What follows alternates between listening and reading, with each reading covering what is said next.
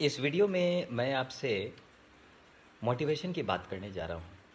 और जब मोटिवेशन की बात आती है तो सबसे पहले मैं थैंक्स देना चाहूँगा अपने माता पिता, अपने गुरु और अपने सिचुएशन को। जी हाँ, आपने ठीक सुना, अपने सिचुएशन को। हाय गाइस, कैसे हैं आप लोग? कुछ दिन पहले मुझे चटर्जी सर से बात हुई थी और उनके एक मुहिम के बारे में मुझे जानकारी मिली, जिसका नाम उन्होंने मुझे बताया, डायमंड कट्स डायमंड सीरीज, हीरे हीरे को तराशता है। और जब इसका मकसद मैं सुना तो मुझे बहुत अच्छा लगा कि आज भी चटर्जी सर अपने स्टूडेंट को मोटिवेट करने के लिए नया नया तरीका अपनाते रहते हैं। बड़ा अच्छा लगा सुनकर मुझे। और मुझे ये भी अच्छा लगा कि मैं इस सीरीज के पार्ट से जुड़ सकूं, तो मेरे लिए ये सौभाग्य की बात होगी। So let me introduce myself. My name is Ravi Kumar and basically I belong to Muzaffarpur, Bihar. मेरी पढ़ाई लिखाई 10th और 12th दोनों संजय स्कूल से हुई है। 12th में मैंने कॉमर्स स्ट्रीम लिया था। कॉमर्स की पढ़ाई करने के बाद मैं पटना चला गया और वहाँ से इकोनॉमिक्स ऑनर्स की पढ़ाई कंप्लीट की। 2010 में मैंने हैदराबाद स्कूल ऑफ इकोनॉमिक्स का एंट्रेंस एग्जामिनेशन क्लियर करके वहाँ पे मास्टर डिग्री कंप्लीट की 2010 टू 12 बैच।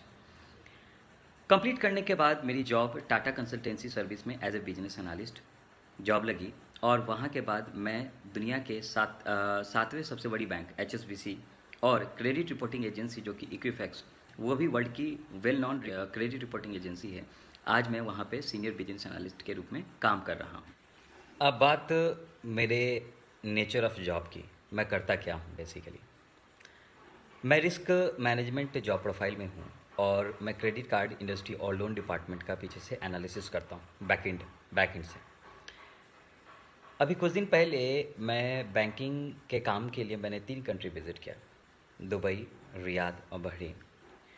इन सबों को काम के लिए मुझे बैंकिंग की वजह से जाना पड़ा। अभी कुछ दिन पहले मैं बहुत सारे जगहों पे गया और मुझे एक बात जो समझ में आई कि कॉमर्स एक ऐसा स्ट्रीम है जिससे आप अपनी चीज़ों को कोरिलेट कर सकते हैं रियल इंडस्ट्री में। कई लोग ऐसा समझते हैं कि कॉमर्स लेने के बाद बहुत सारे लोग कॉमर्स को समझ नहीं पाए। अभी भी लोग कंफ्यूज हैं कि कॉमर्स वो स्टूडेंट लेते हैं जिनको मैथ्स या फिर बायोलॉजी इसमें इंटरेस्ट नहीं है, या फिर कमज़ोर हैं। इंटरेस्ट छोड़ दीजिए, या फिर आप ऐसे कह सकते हैं कि वो कमज़ोर हैं। जबकि मेरा मानना है कि ऐसी बात नहीं है। कॉमर्स एक ऐसा सब्जेक्ट है जिसमें आप अपनी चीज़ों को मार्केट के अकॉर्डिंग कोरिलेट कर सकते हैं। जैसे आए दिन आप डिफरेंट डिफरेंट तरह के ट्रांजैक्शन करते हैं, उस चीज़ को आप अकाउंट्स के साथ कोरिलेट कर सकते हैं, इकोनॉमिक्स के साथ कोरिलेट कर सकते हैं। बिजनेस स्टडीज़ भी is a part of commerce stream. और बिजनेस स्टडी में वो सारी चीज़ें आती हैं जो कि हम लोग day by day, every day हम लोग देख। इस वीडियो में मैं आपसे मोटिवेशन की बात करने जा रहा हूँ।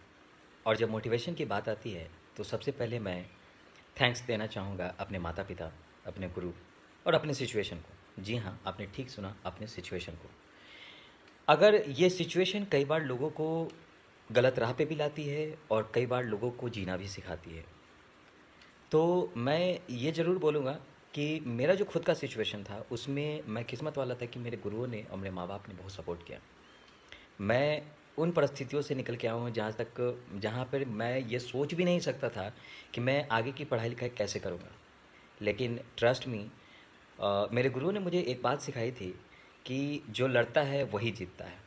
और जब आप गिर जाते हैं और गिर करके उठते हैं और फिर लड़ते हैं तो इंसान की जीतना तय हो जाता है। इंसान हर सिचुएशन में, हर हाल में वो अपने जंग को जीत ही लेता है।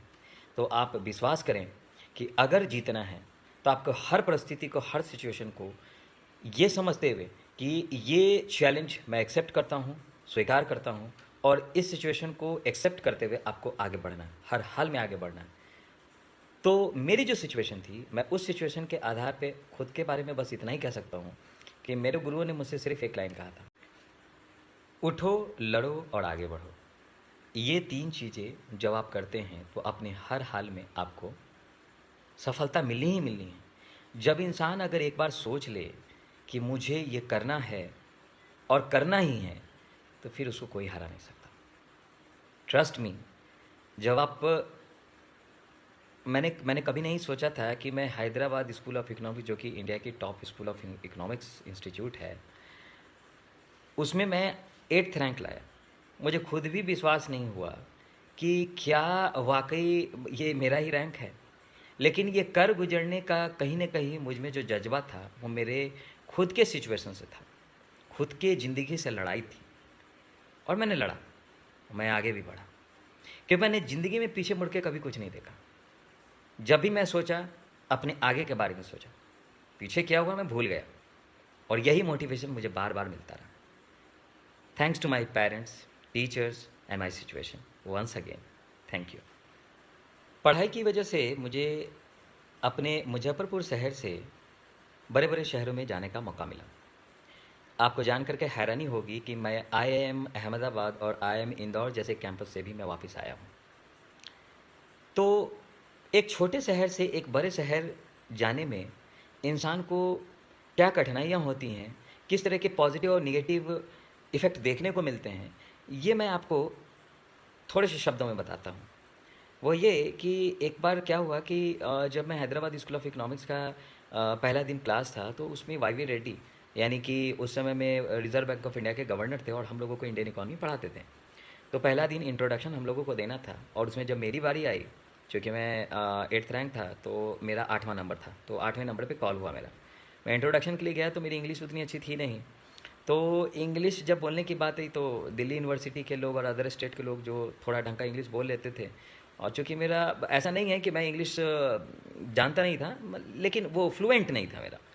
तो एक कहीं कमियां जो मुझे लगी जो दूसरे स्टेट में, कि उनकी लैंग्वेज पे पकड़ होती है, इंग्लिश लैंग्वेज पे, जो कि आज ग्लोबली है और आपको रिक्वायरमेंट भी है इंग्लिश लैंग्वेज की। दूसरा ये कि हम लोग का कहीं ना कहीं बोलचाल और भाषा में कहीं ना कहीं जो है थोड़ा डाउन है। स्मार्टनेस और दिखाना पड़ेगा। मैं ये नहीं कहता कि हम लोग किसी से पीछे हैं, हम लोग भी बहुत बेहतर करते हैं और रहते रहते हम लोग भी इम्प्रूव कर ही जाते हैं, ऐसा नहीं है। जब एक बिहार का लड़का आईआईटी, एनआईटी और किसी इंडिया के टॉप इंस्टीट्यूट में जा करके अपने आप को एक एमएनसी तक ले जाता है, तो कहीं ना कहीं वो अपने आप को इम्प्रूव करके अपने उस जगह पे पहुंचा ही लेता है। लेकिन शायद हम लोग लगता है कि इस चीज़ में अपने आप को पहले से ही प्रिपेयर्ड कर ले तो उन लोगों की बराबरी और भी बेहतर कर सकते हैं। तो लैंग्वेज और बोलचाल की भाषा यानी कि स्मार्टनेस, अपने आप को थोड़ा और बेहतर करना पड़ेगा, ग्रूम अप करना पड़ेगा और हम लोग कर सकते हैं। तो आप अपनी चीज़ों को और बेहतर कीजिए, शार्प कीजिए और आगे बढ़िए।